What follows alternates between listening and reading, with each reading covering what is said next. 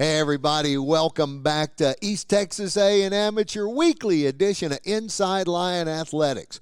I'm Charlie Chitwood. We got Jim Curry a lot first, but not today. George Pincock, he is the head coach of all the fastest Lions on campus, head track and field and cross country, and we're here to talk about those long runners today. George, how you been?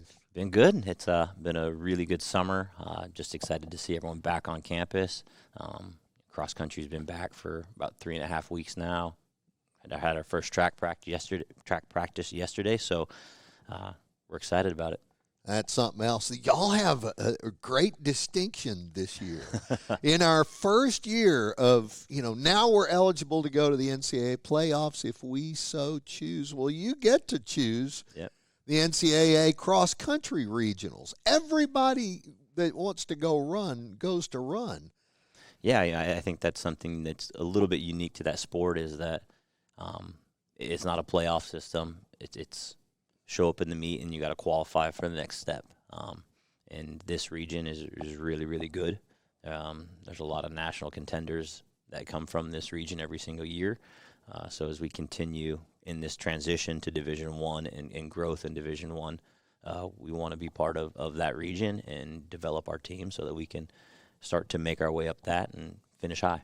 So at the regionals, it's you got to qualify for the next one, and that means there's a time cutoff somewhere. It goes by your team place at regionals. Okay. And then there's a formula that they use to kind of select some at-large bids throughout the different regions. Okay. So not easy either way. All right, we got enough going on in November, and then you showed up, and we got a regional track meet in November, too. Regionals are going to be in Missouri? Is that what, did I hear that? NCAA regionals will be in Fayetteville, Arkansas. Okay. The NCAA National Championship will be in Columbia, Missouri. Well, tell us a little bit about what's going on now, because Saturday you've got the cross-country runners have their first meet over at UT Tyler, and tell us a little bit about their new coach. Yeah, we had some staffing changes this summer. Coach Hamner did a fantastic job here, and that opened up some opportunities for him elsewhere. Sad to lose him, but, we did a search this summer, and it was probably the best search that I've been part of for a coaching staff member in the last 5 or 6 years. Very happy to have Coach Nat with us, a coach that's known this region for a long, long time. A coach that's competed at a really high level, competed at a world championship, and really has a passion for this sport and working with teams and developing them. So excited that he's on board and just already seeing how he's kind of raised some standards there, put some expectations on the team, and we'll see how we react Saturday. All right, very good.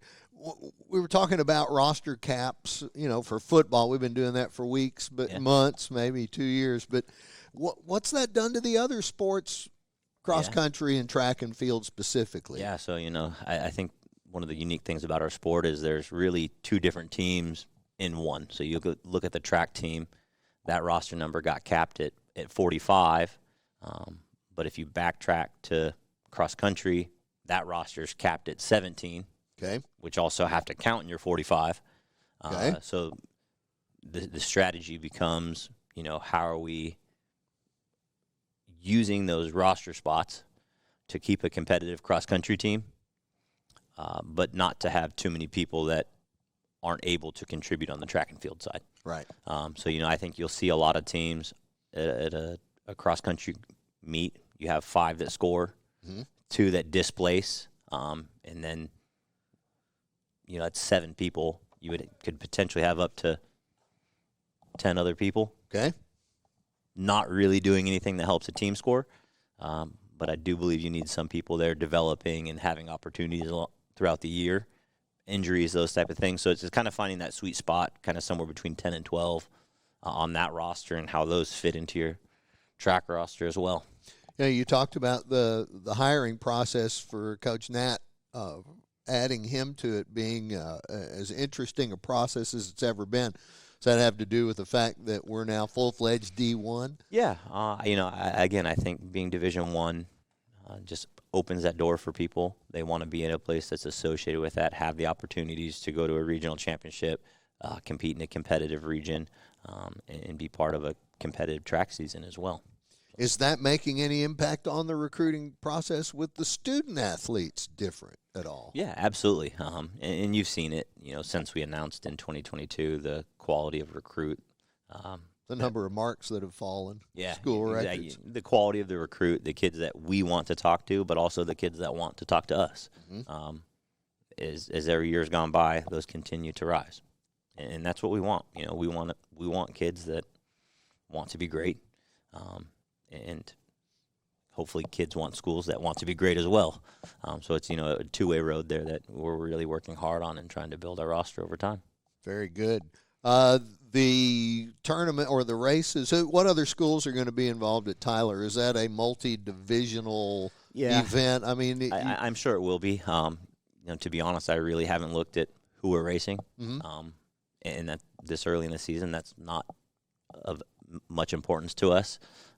Last week was opening week. With the staff changes, we thought we would take an extra week, give ourselves time to adjust and to learn the athletes, learn the coach, and open a season later. So really we just want to get out there and test the water. It doesn't matter if it's Division I, Division II, junior college, or a mix of all of those. Mm-hmm.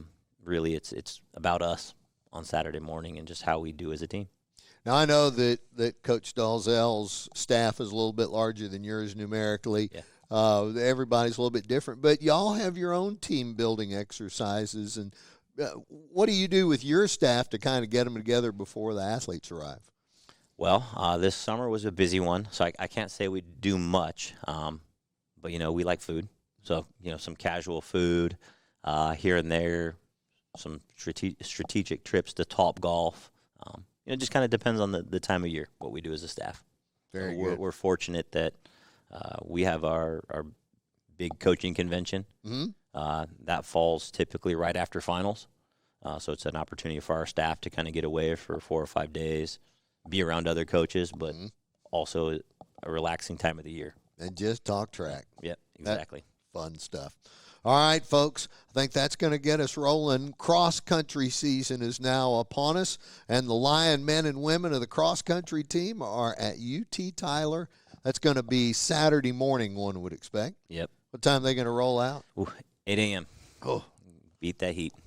Yes, you want to do even this late. We've kind of had a couple of visits from the first false falls of Texas weather changes. Last week was beautiful, a little rainy, but beautiful.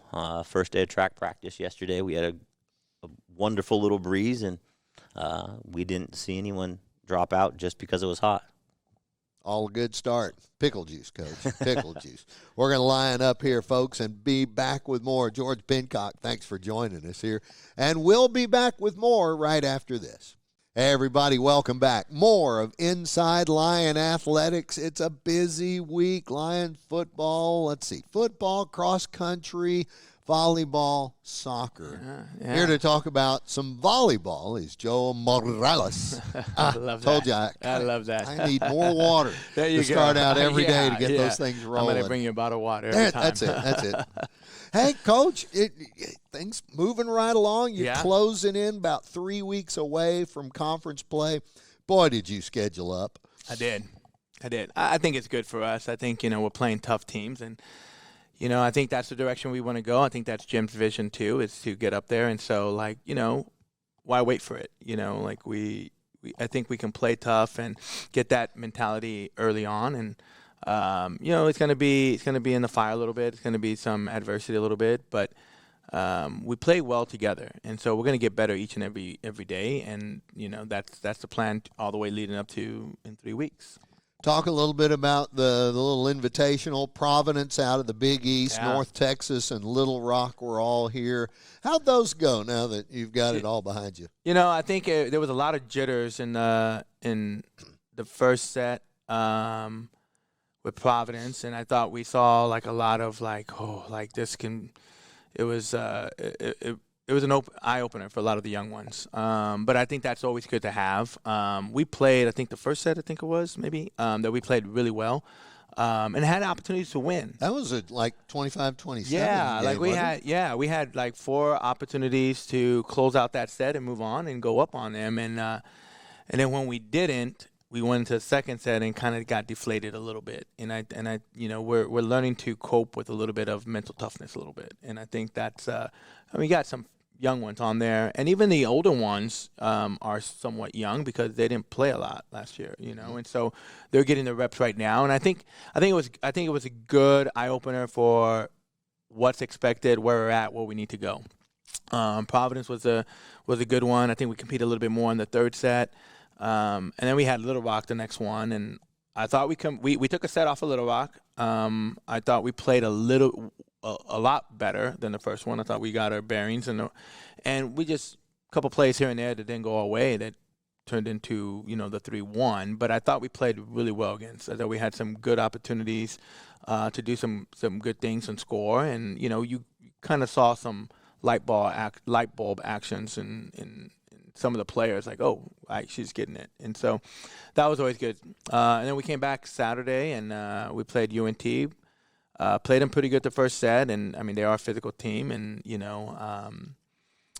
didn't get that one. Of course, I went 0-3, but I thought for the opening weekend, especially at our place, it got us a little bit more comfortable playing with each other and fast, and especially for the younger ones and the freshmen, and how fast this game is, and you blink and you miss, and so. Yeah, and then we're moving on to a little bit more tougher competition next weekend. So it got us a little bit on the court, and so I was happy and not satisfied, but I was content that where the progress we're making. So you and I were talking beforehand about how physical North Texas played. Yeah. Most people look at a volleyball match and don't think of physicality. Yeah. Athleticism, yes, but beating somebody, that's not really what you mean by it's a rough team. Yeah, there's a lot of physical volleyball out there. I mean, if no one sees it, then they got to go look at some of the Big Ten and Nebraska's and whatnot. I mean, those girls are getting up there and pounding that ball. I mean, they're touching 10-6. That's past the basketball rim and pounding it down. So that's their jumping reach. Yeah, height. The reach. Yeah. That's where they're hitting the ball at. And so it's a physical game. And I thought of course UNT wasn't that high, but I thought they were physical enough. One of the first physical teams that we saw early on, which is going to help us going into this weekend, because I think we're going to see Washington State, we're going to see Grand Canyon, who's a physical team as well, and so it kind of got us a fresh start on that. But yeah, they were physical. I thought they had a really good block.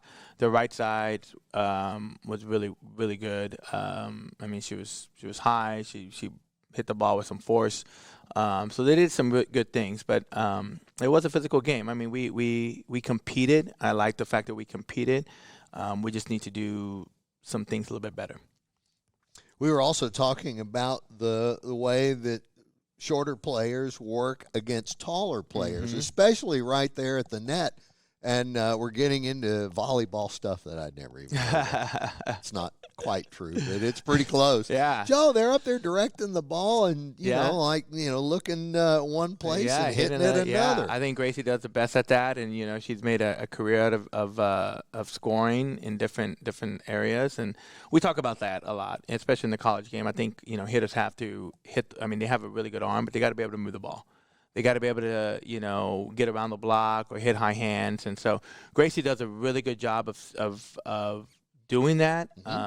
She's carrying a little bit more load this year, but she's rising to the challenge. And I think, smaller hitters have to be able to move that ball around the block and do some things to where they can still be productive scoring-wise and offensive. You can't be hitting the block every single time and getting stuff. That's going to happen. We're not trying to avoid the block, but we're trying to make intentional plays. And, of course, we got the littles out there that if you hit the block, then we're going to try to cover that ball and have a go-around at it again. And so Gracie's doing a really good job of that. I think our right sides are doing a really good job. I think our right sides are getting a little bit more physical now. I mean, you got MJ, 6'3", out there. You got Roper, who's her approach touch is 10-1, 10-2, and her block reach is really high. So she's getting a little, and she has an arm, she has a cannon, she's that high flyer out there, and so they're getting a little bit physical. So if we can get our middles involved a little bit more, I think we're going to be okay, especially moving into the conference series. Okay, very good.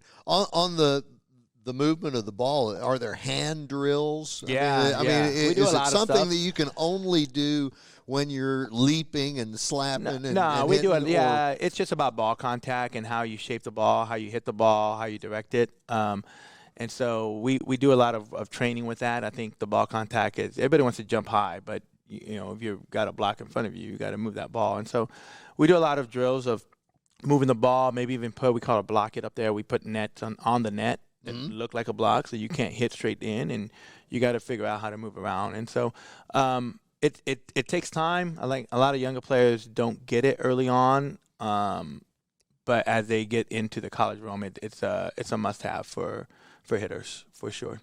All right, the match is coming up. Wazoo, Northern Arizona, Grand Canyon. You said you're going to get some freshmen out there a little bit. Talk a little bit about your greenest recruits and how they're coming along. Well, we got Carrie Ann, who hasn't seen the court much at all, I think. But she's a 6'4".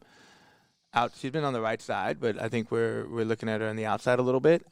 She was on the outside yesterday practice, and she was high, she was hitting, she was putting that ball down a little bit. So I want her to get comfortable a little bit more in that position. I think she, that's one to look at, watching her out there. And then, I got Gianna in the middle, who, she's a beast out there. And once it clicks, once the speed gets with her, she's really high, blocking wise, and has a really, really good arm. So I think, and of course our libero, Jade, who was all-tournament team, I think at one point she had like 30 digs in a match, which is pretty high. I think it was like 7.5, 7.4 digs per set, which is really high.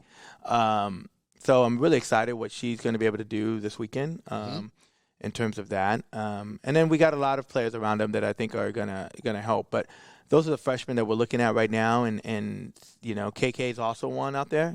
She's setting, kind of brand new to it, not brand new to setting, but brand new to college. So speed of it is kind of catching up to her, and she's learning really, really fast. Like this is where you have to learn really fast. Catch up. It doesn't matter the sport. The first thing from high school to college, it doesn't matter which level of college. They always talk about speed. Yeah, well, I think that's the biggest difference from high school or select teams to college, and I think that's in every sport, basketball, football. It is. It's higher, faster, quicker, harder. Balls are coming at you harder.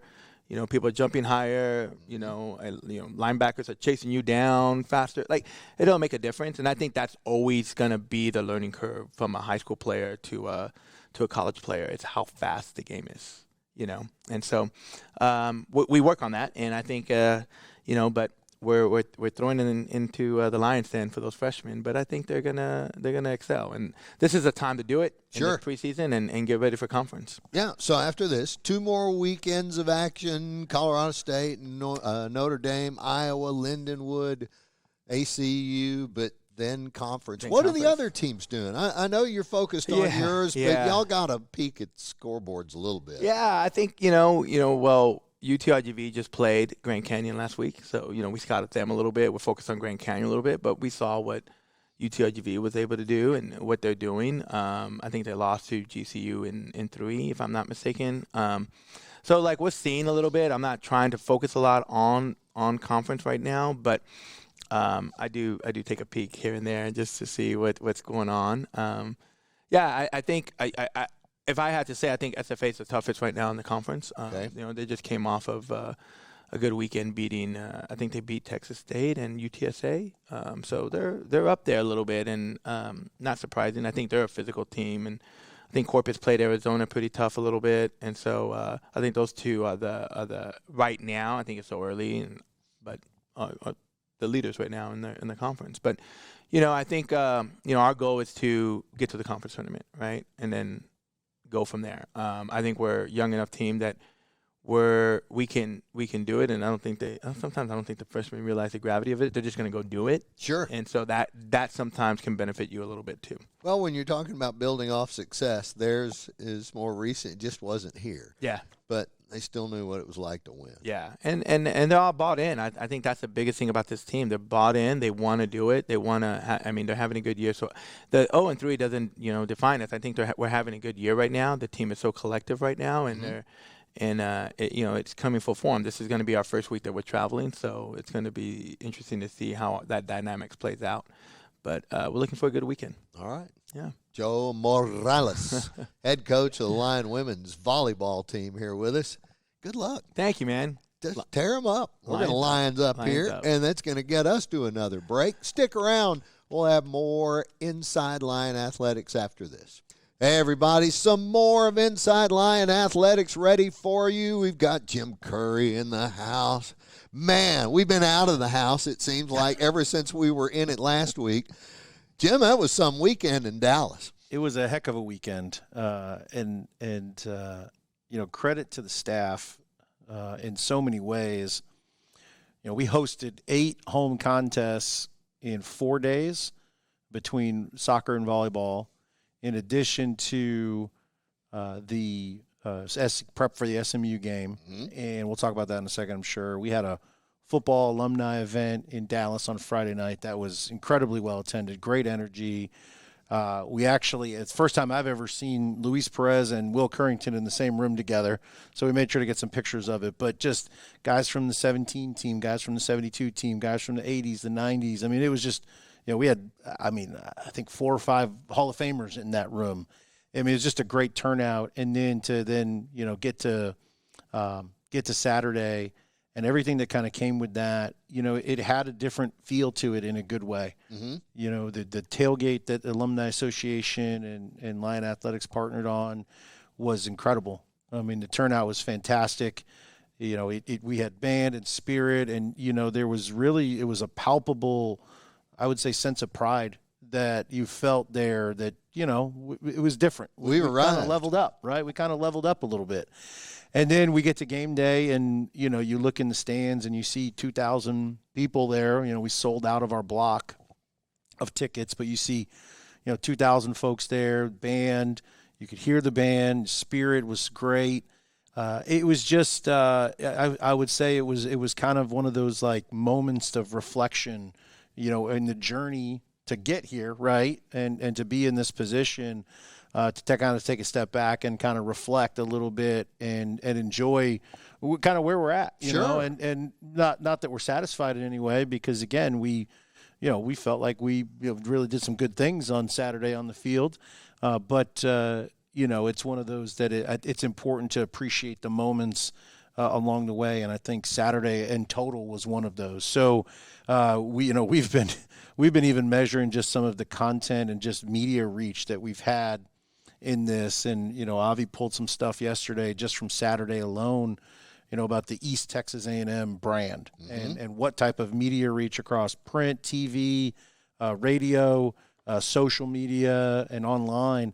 That reach across unique users, and again, this is if you could be multiple hits on the same person in different mediums, but it's 3.6 billion. It's crazy to think about the reach. That was Saturday alone for our brand across every medium. 3.6 billion. What? Billion. Unique users that consumed East Texas A&M on Saturday alone. Right? That was billion with a B. Right. So it just kind of gives you a little bit of the scope of the reach. And I think some people, understandably ask, like, how is that even – that doesn't even make sense. How is it even possible? But what we're getting right now is we're getting kind of a double bump.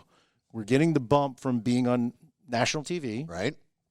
And the bump from playing a top-ranked opponent.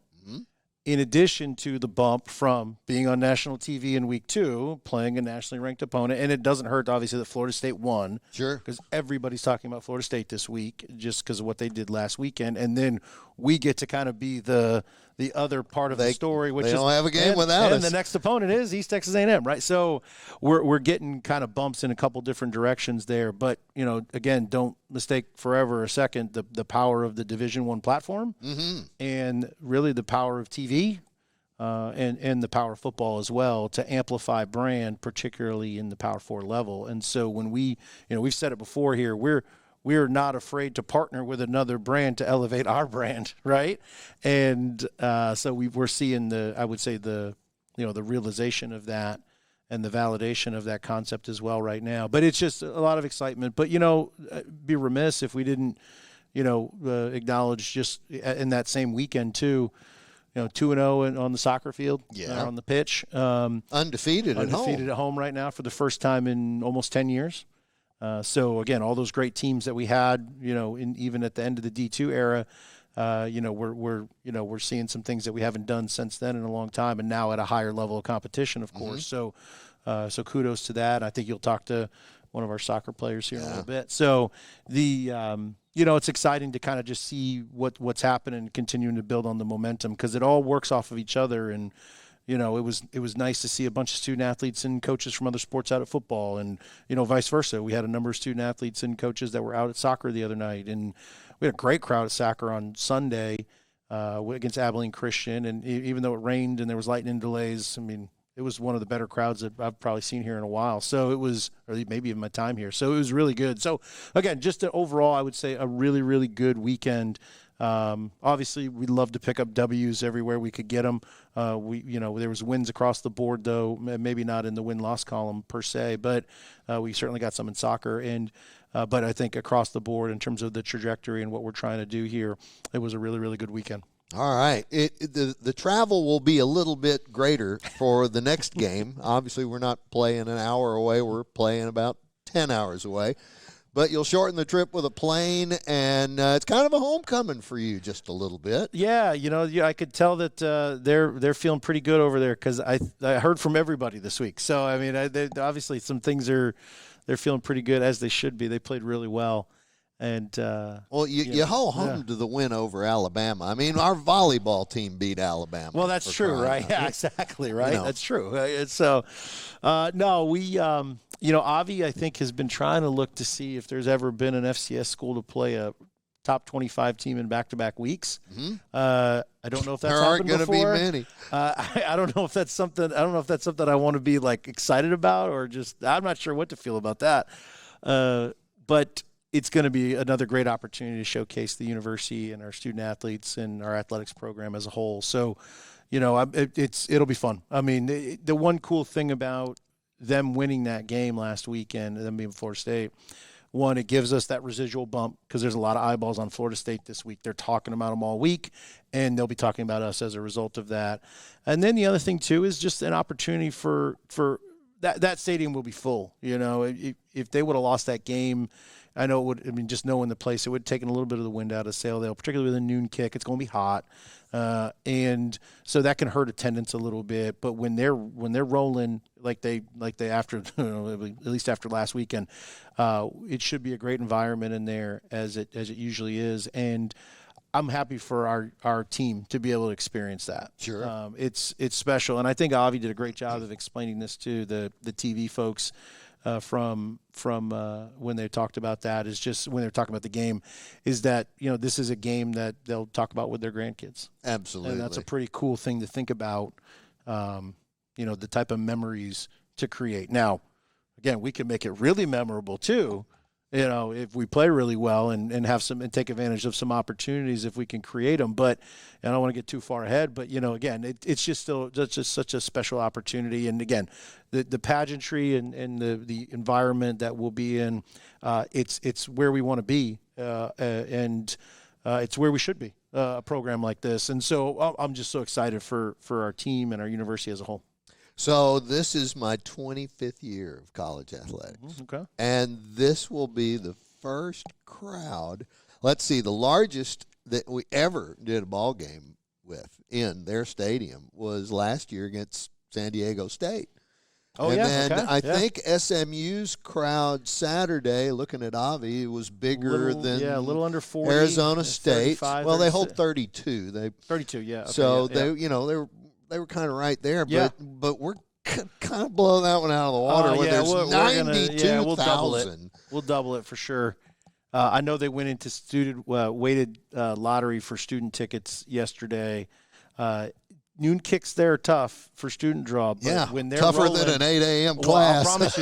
I'll promise you this. If that would have been a night kick, And if it would have been a night kick coming off that win, the place would have been sold out. I promise you 100%. I don't know if it'll sell out. It'll be well attended, and there'll be a good buzz in there. But second half will sell out, maybe. Maybe. You know, We'll a see. little bit. Yeah, That's right. crazy stuff, isn't it? So it'll be fun. It'll be fun. But again, another opportunity to, again, showcase the university as a whole and just continue to tell the story about Lion athletics. What do people want to Google or go to YouTube and find clips of to prepare them for the pageantry that is a Florida State home game? All right. So obviously, is that a real spear? I mean, it's a real not a rubber it tip is a on the real end of that. flaming spear. It's a real flaming spear.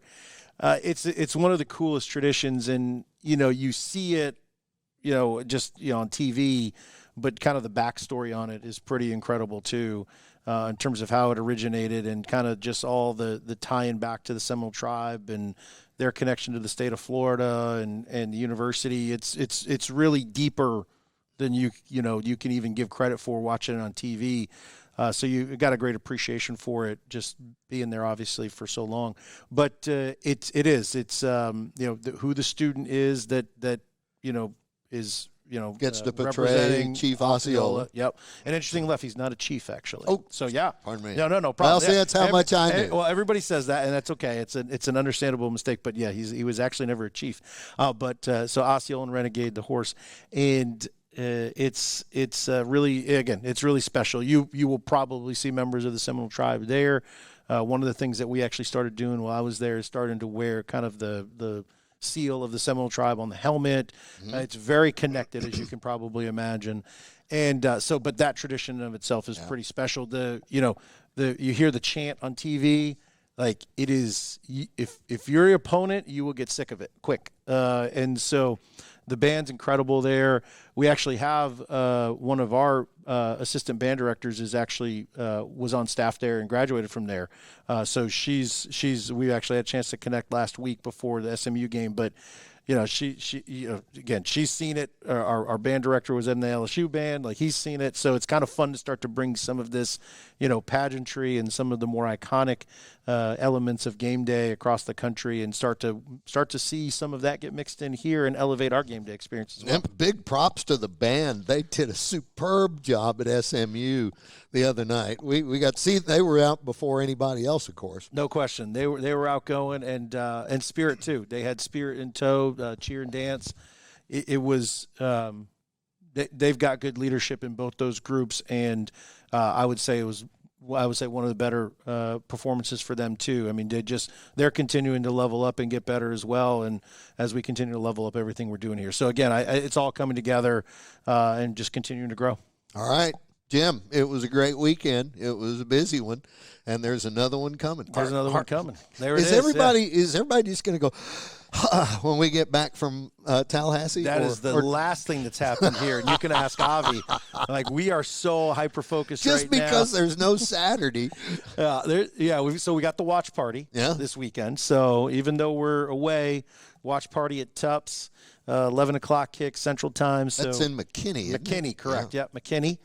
First round's on us out there with the bowl of gold. So opportunity to go out and join some fellowship there. And then, but we are hot and heavy on football here. It's 903 day today. It's September 3rd, 903 day.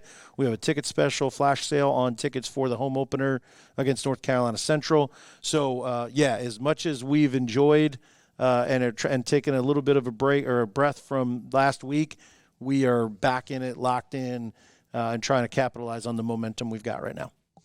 Locked in like lions. There it is. Folks, we're going to let Jim Curry get out of here, but we'll be back. We have a special guest when we return on Inside Lion Athletics. Folks, this is Veronica Pacione, one of the Lion goalkeepers, and 5 stops the other day against Abilene Christian. That was important in a 1-0 Lion win. First off, Veronica, congratulations. Thank you. You got to wear the crown. I saw the picture. Yes, Did you get to keep that, or you have to share it? Got to share it. Well, so. that's okay. Yeah. You are the chief distributor of the ball in a soccer match. Mm-hmm. Talk a little bit about how the season's going so far. Honestly, very pleased with how the season is going. These preseason games are obviously super important for us to grow and build confidence. I feel like as a team we're getting a lot better. Yeah. So last year in your freshman campaign, you missed a lot of the preseason camp and didn't get to play so many of the non-conference games. Mm-hmm. But by the time the conference tournament rolled around, you were steady in the box. Mm-hmm. Yeah, I'm definitely very excited to play this preseason because obviously I missed a lot of it my freshman year. And getting experience to play big schools like OU and then OSU coming up, very excited about that. What's it like in the net when they come charging at you? Honestly, your adrenaline is just going and going and going. All the outside noise around you just goes quiet. It can definitely be very nerve-wracking, but I trust my goalkeeper abilities to make those saves. All right, let's talk a little bit about the last game. You were kind of like making them one. Yeah. How do those sequences go? Can you even replay something that happens as fast as that does sometimes? Honestly, no. Like, you just have to honestly trust your technique and trust yourself and make those reactionary saves. Boom. All right, who's got the strongest leg on the team? Well, is it you? I would not say it's me. Okay. I would definitely say it's May. May has a huge foot every single time in practice. Every time she's about to shoot on us, we're like, oh my goodness, May's about to shoot the ball. But yeah, she has a huge foot. What kind of stuff do y'all do to keep loose? And as you're getting warmed up for practice ahead of a game? Honestly, repetition, reps of volleys, like right to the hand, diving, just getting a lot of reps in, I would definitely say is what kind of helps us get loose and just build that confidence up for the game.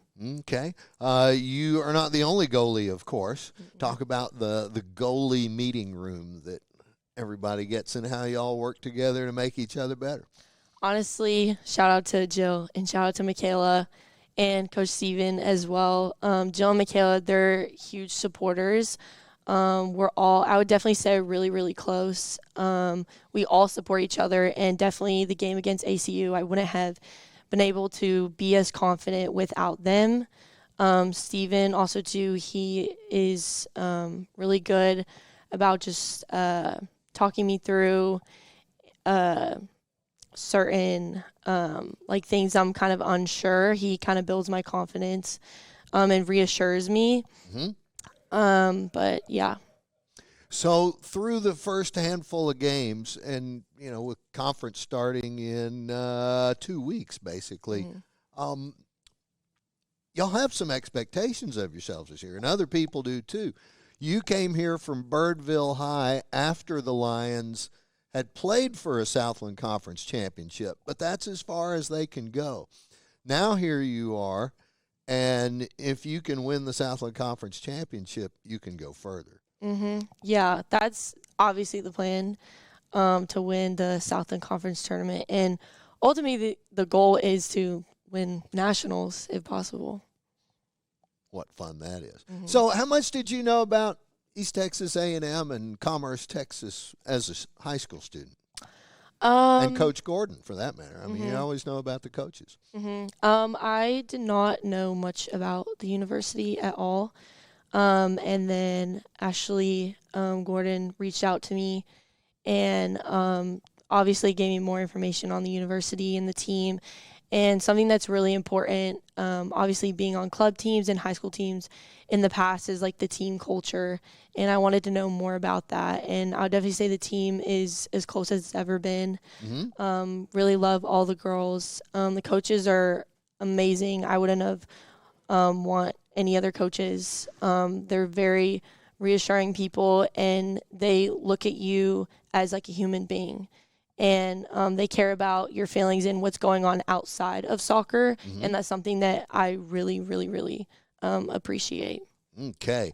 The match coming up is going to be Tulsa. In fact, that's Thursday, which might be tonight if they're airing this on Thursday. Mm-hmm. And then you get to go to UTSA, and then Oklahoma State's going to come pay a visit. Yes. How big is that? I'm super, super excited, and especially playing those big schools, you don't get to do that very often. And so every single time those opportunities come in front of you, you have to make them count. And I'm very, very, very excited to play in those games. All right. Tell me this about some of your old high school and club teammates. How many of them are scattered about the Southland Conference and some of the teams that you've played against? Some of my club teammates, they're at Lamar. Other than that, a lot of them are in other conferences. I just know a lot of the girls I was really close with, they're at Lamar, and super excited to play against them. Won't be long. They'll be here, and then you'll be there. Yeah. I think we play there this year, or are they going to come? We play there in Beaumont. All right, turf versus grass. Oh, 100% grass. And that was one of the things that, like, sold me on coming here, actually, because as a goalkeeper, you get turf burns. Like, you know, you have to dive and you get beat up, you get turf burns. It's so painful, so painful. But they take really, really good care of the grass here in our facility, and that's something that I'm so appreciative of. So I would definitely say 100% grass. Of the different kinds of shots that come at you, what's the hardest shot to defend? Is it a quick deflection, I would expect?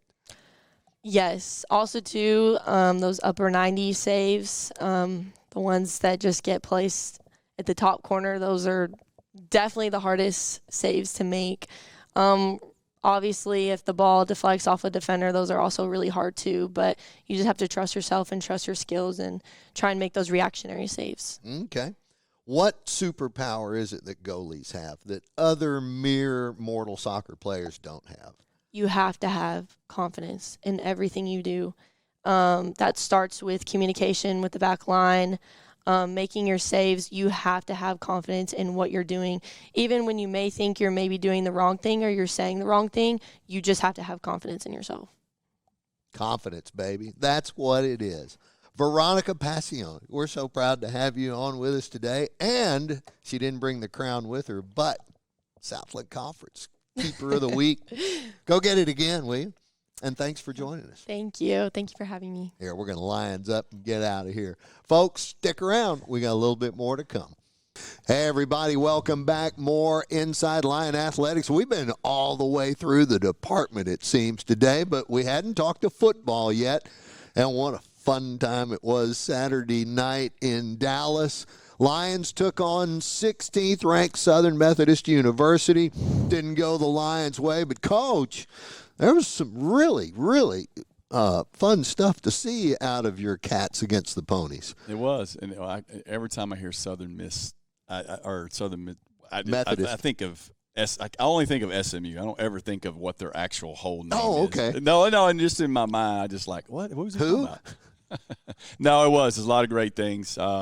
You know, as we talked off the air, we you know, had obviously offensively we had 6 you know, attempts or 6 times in the red zone, and you know that's something we have to fix. You know, we talked about that as far as taking care of the football and getting scores. You know, going in, you know, if we just get, you know, we talked 3 touchdowns out of those 6 and 3 field goals out of those, there's 30 points. You know, so. And it's both ends too, you know, going in and coming out are your most crucial times to take care of the football. And we botched it coming out with a pick 6 and going in with a pick 6. And, you know, you take those 14 points off and, you know, you got it looking at a different ball game. And, I was proud of our guys as far as the things we did. Defense played a heck of a game. I think, what did we have 3 or 4 turnovers against them that we got from them? I think it was close to that, wasn't it? 3? I think it was 3. So 3-3. Is that what it was? Yes. Evened out the scoring on that. Yep. Okay. So, yeah, defense and our special teams did some things too. You know, after we settled in, after missing the first field goal and, you know, kind of not hitting the first punt very well, thought they did well all night long. Kickoff coverage was pretty darn good too, and they did return one on a punt, but got called back, thank goodness. But there was a lot of penalties that could have been thrown on those. They missed a lot of blocking the backs that we were hammering us. And was it everybody's first game, including the crews? No doubt, no doubt. But it was a little sloppy, as you expect, with penalties as well. I think we had 13, and a lot of those was just self-inflicted. Delay of games, things like that. Just not having the process of having your starter out there at quarterback, and Will Madonna's taking that role this past week. Thought Erod did a great job coming in off the bench and giving us a spark and putting some points on the board for us and moving the football and just being, Erod of old, it looked like when I first got here and watched film of him. And last year when he came in and tried to help, he didn't look like the Erod of old. Even, the leadership's always going to be there. Yep. But he really did look like the Erod we'd seen for years. He's been challenged with injuries, and I think finally, and he works hard in the training room just as he does on the football field of getting his body right and taking care of it, and it's paying off. And he looked good. I was proud of him. All right, we saw some new names making some big plays out there on both sides of the football and special teams. Let's talk a little bit about Oslo Rigby and the kicking game. Oslo, a little nerves. Did he say his foot slipped something? Yeah, on the very first one, which basically was a PAT. His foot slipped a little bit, which it rained, quite a bit. So it's a grass field, which we're not, hadn't got a lot of practice on grass field. But he adjusted well, and he's got a cannon. There's no doubt. I mean, he's a 55-plus guy on field goals with his leg, and kickoffs are great. He put him back there pretty deep most of the night on our field goals. So, yeah, very pleased with Oslo. Coach, at the end of the game, he and the kicking team ran out there to see what they could get up on the last play. There were some people that took some – they wanted to know why you didn't chunk it one more time. But, Coach, there's a lot to be accomplished at the end of a game like that. The fact that, first game of the season that we can send a Mayday group out there with – it was 14 seconds. And that's about your line of sending a group off and getting off the field with no timeout and kicking it. And, you never know when we're going to need that. I hope we need it this weekend for a win against Florida State. That would be great, huh? Wouldn't it, though? And if we had to practice it, maybe we don't get it off this week. Exactly. So you got to practice. You don't get the opportunity to plan practicing that. That's right. And it's not the same. It's not the urgency. It's not the all the juices flowing and all the the adrenaline going that you can simulate in a game. There's nothing better than a game to simulate it. All right, we knew Ron Peace wasn't going to play. Will started, and then Erod came in. Yep. How's your quarterback room? Those guys have got to be each other's best teammate. They are. They really are. I mean, we have a great unselfish group, and and I'd say that for every position on our team. Our kids are very unselfish, and they're helping each other. We brought a lot of new players in, which we had a bunch that we brought in this year. Our guys that are here just jumped right in and helped them. Even though they're competing for the same job, they're helping, trying to make our team the best it is, which is very unusual. It's a very, sometimes selfish sport at times, and you're worried about yourself, but our kids are selfless, and that's a great room. Running backs, as the game progressed, offensive line seemed to get a little bit more traction, and the running backs right behind them. No doubt. I was very pleased with our running game. If you take the few sacks away, which are taken away from your running yardage, we rushed for 145 yards, which against a highly ranked, FBS opponent. I was very pleased with that. Our line did a great job. So much the fact that we gave they were the offensive MVP for the week on that side was our whole offensive line. So, rotated 3 basically running backs in there, and they all handled the ball well, and we had some good chunks in there at times. I think we had one negative rush at one time, and we run a counter, and they got in the backfield and kind of destroyed our pullers. But besides that, we were going forward and gaining positive yards. Coach, last year was a trial, but you got the 2 wins in the last 3 and got a little bit of momentum going into the offseason. You didn't really lose momentum with a game like this. No, because of all the – yeah, obviously, great opponent. 2 tough opponents right off the bat for us. And, I thought our kids came out and were up for the challenge. They played hard. We learned a lot from that game of where we're at and where we need to get to. And we figured out we weren't that far away from where we need to get to, and just got to keep grinding. And obviously another big challenge this week with that, Florida State. Coach, any of the new guys, any of the newcomers, did they really jump up? Did anybody make a name for themselves? Some people always shine brightest under the lights. Sure, you're right. And then some people that look good in practice don't necessarily show up in games. And but no, I don't think we didn't have any gamers. That's what's the beauty of that. I thought Sin-K did a great job defensively for us. He led our team in tackles. He's a fire plug. Anybody that was around in my days, I compared him to Curtis Buckley, which is high praise for a guy that played in the NFL for several years and was just the absolute best hitter I've ever seen in my life. And Curtis Buckley, I think I see some of that in Sin-K, and he shows it, and his energy is just infectious. Good stuff seeing him. Coming up, Florida State. Now let's talk a little bit about the game at hand. Got an early kick for starters. So out there Friday for it's going to be 11 a.m. kickoff here.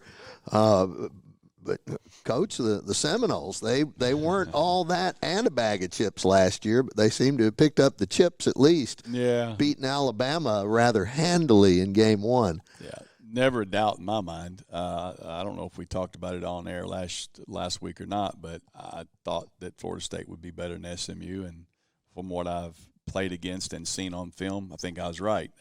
We're seeing a better opponent this week. Obviously, the rankings show that too. They jumped, we weren't in the top 25 to now, 14? Yeah. So I think Football Writers moved them from not receiving votes in their 16-team list to number 10. Right. Yeah, which is, they're a very good football team. They've revamped both coordinators, offense and defense.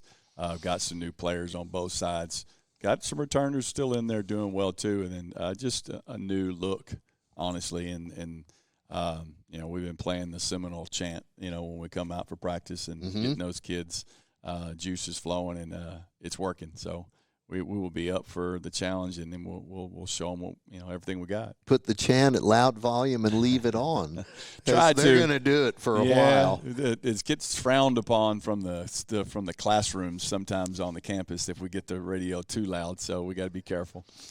Jim Curry, of course, was at Florida State for a number of years before coming to Commerce. What's he been able to tip you in on for things to be ready for?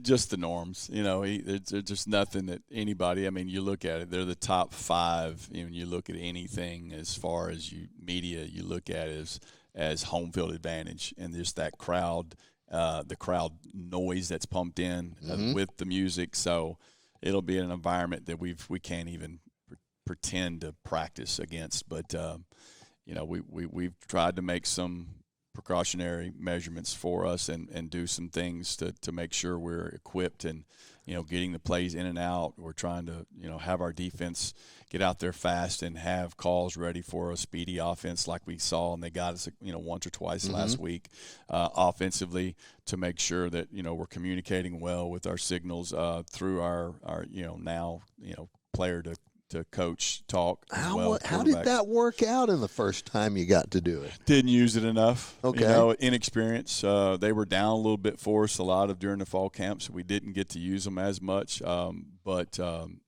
we've really practiced hard this week with, communication with the quarterback. I think he's going to help us a lot with the line and get to the line. And, our milling around, had to cut back. Our offensive line was talking too much, pointing out, we need to get them up there and set and ready to go. And sometimes we were waiting on them and couldn't get going. But we feel like we've made a good leap in fixing that this week. And there's communication to one player on defense as well. Is that correct? Yep. How did that work out for Jack? Good. He was happy with that, and in the world of stealing signals, it definitely helps. And we, obviously Bobby's coached underneath, that coaching staff before, so he understands how much they look at signals. And I hate to say it, like baseball, they steal your signals, which every advantage they can get, they're trying to get, and they got a whole staff of guys that just watch for that. And we don't quite have that staff or that budget to bring in that staff just to watch for signals. So you get out the poster board and a few magazines and make up a whole new set. That's it. And is it worth the energy and worth all the time you spend on that? to take away from the game. So it's measuring how much that matters. Well, what's the week going to be like? It's a short one for everybody that doesn't play football.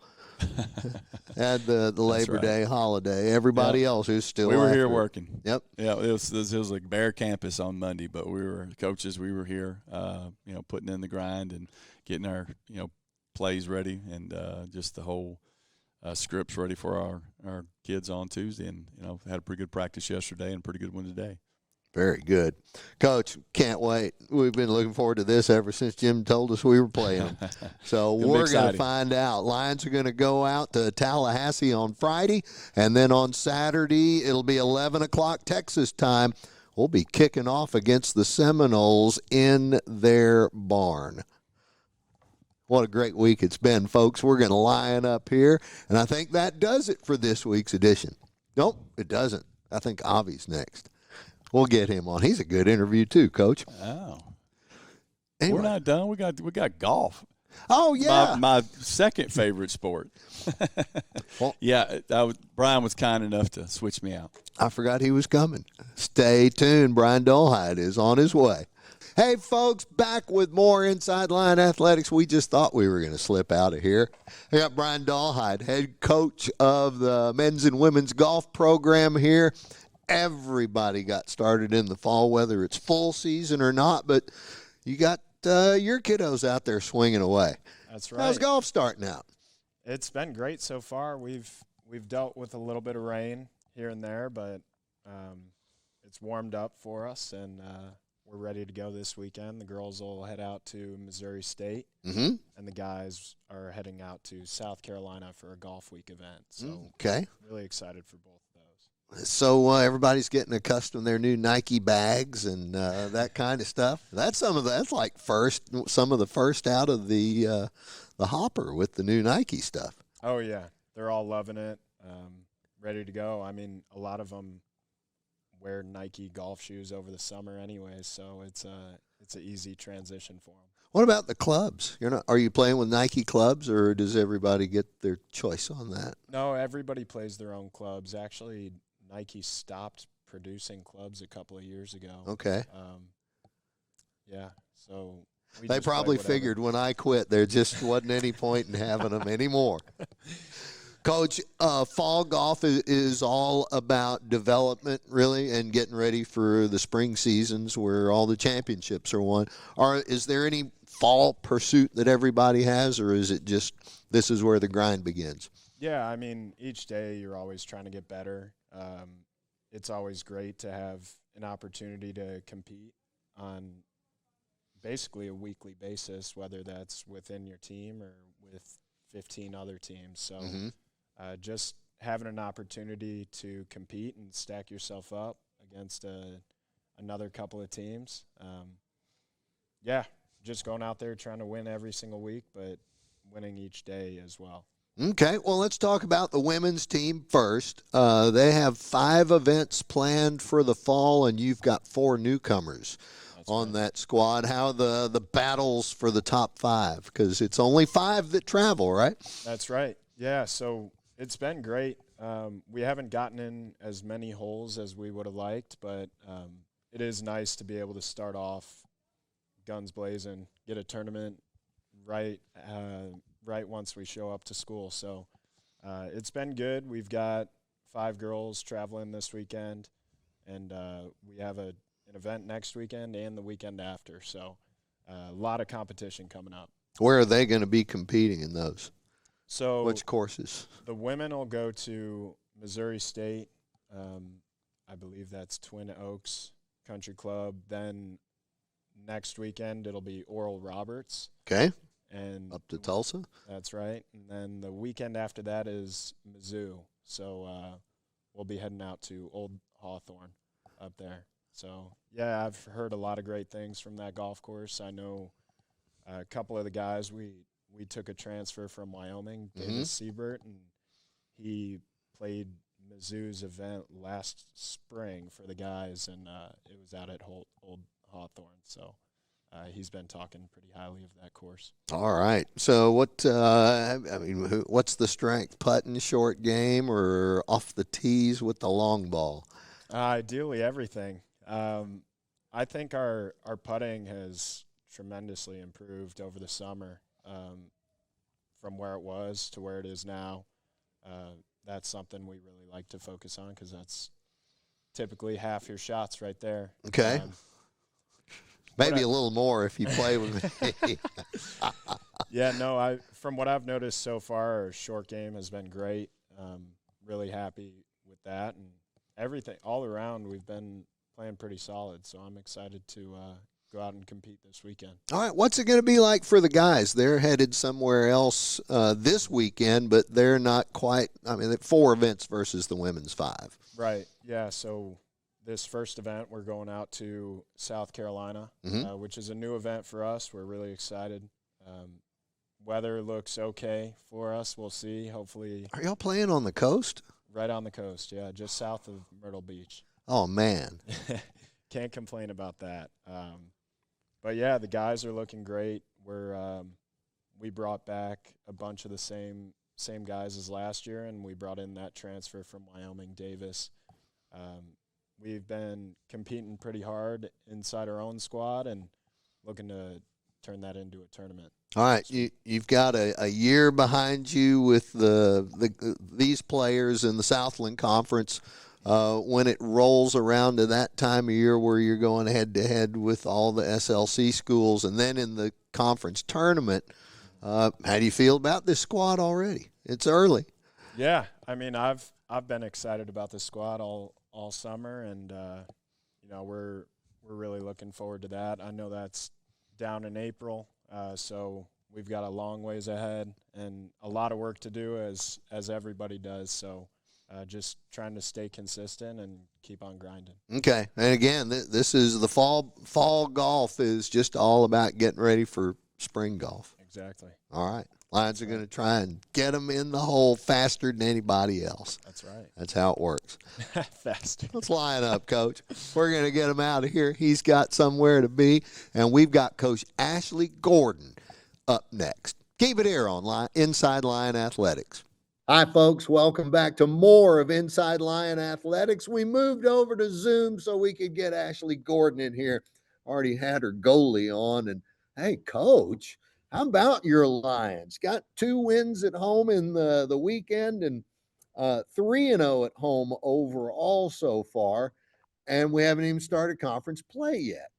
No, we've got plenty of more soccer, But coming off the weekend, really proud of our team. It took a whole team effort. Of course, we beat Grambling. I thought that we outplayed Grambling. And that led with statistics as well. But I thought we had a really good showing from our team. And then, of course, heading into Abilene Christian, knowing that they were coming off of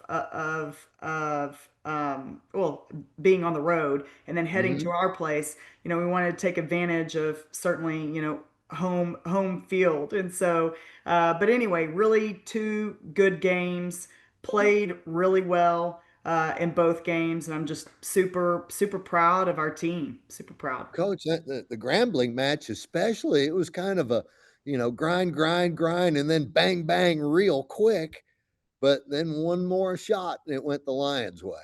That's right. And really with from Grambling, and I've been talking about this, we've been getting a lot of really good production from our forwards, and we're continuing to see that, which I think is extremely helpful. And Maya on the weekend had 2 goals, and right now she's leading the conference in regards to goals and assists. And so, but it had really good production. Even in the Grambling game, we had Ashley Campazano, who we've had come back into managed minutes coming off of an injury, had a great assist that was played right into Hannah Bell who got in for a breakaway for the game winner against Grambling. So it was fantastic. But it was great to be able to see Ashley Campazano get on the field and get some minutes this weekend. And of course, going into Abilene Christian, Maya had a goal, and Hannah Bell and Chris Schultz, two players that have been consistent and solid. Had an assist. So anyway, but again, I'm really proud of our team. And then I think you've already interviewed Nika. We had an Fun.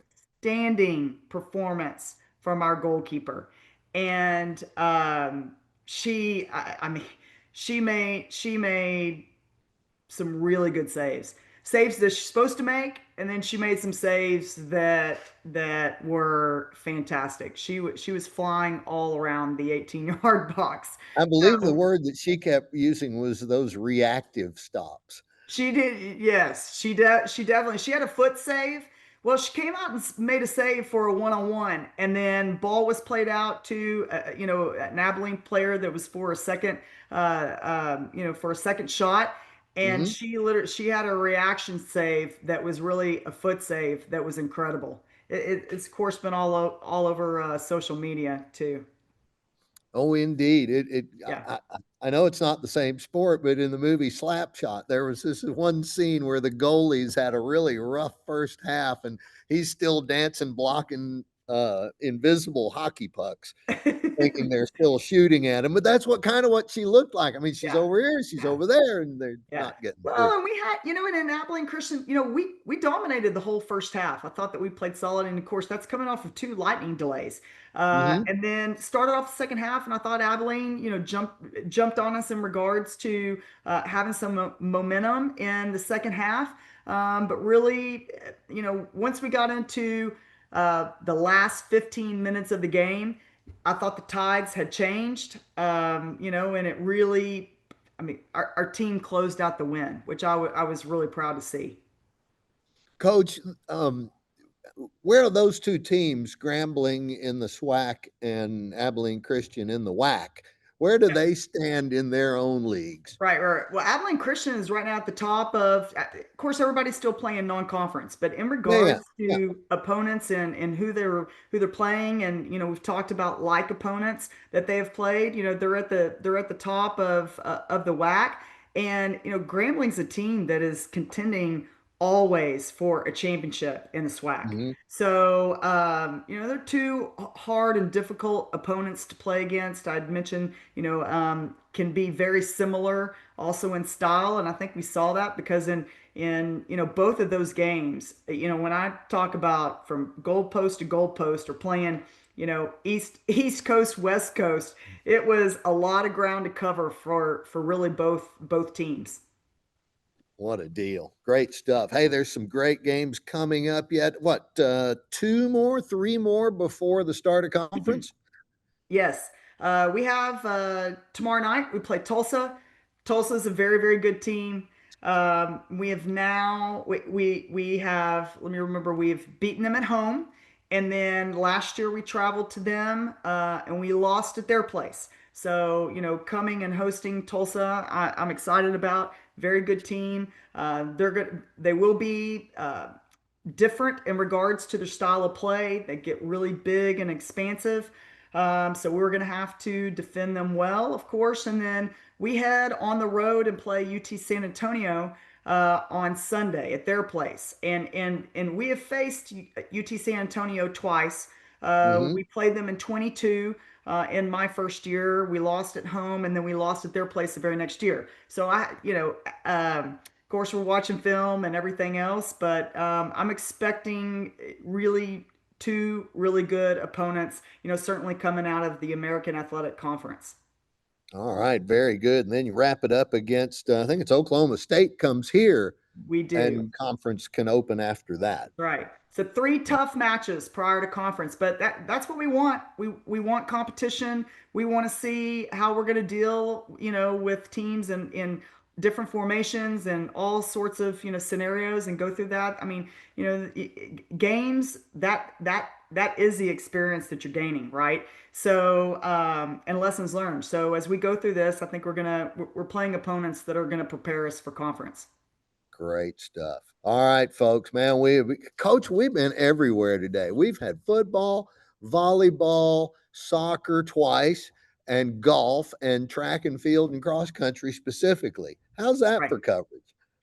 Oh, it's fantastic. It's fantastic. Well, I think you're gonna again. Our fans are gonna see a really good side of Lions soccer. Not just with Nika and goal. Our back line has been playing. Our back line's been playing great. Our midfield is definitely. We're getting more and more production. I've mentioned Alana Lawless Falarka and Chris Schultz.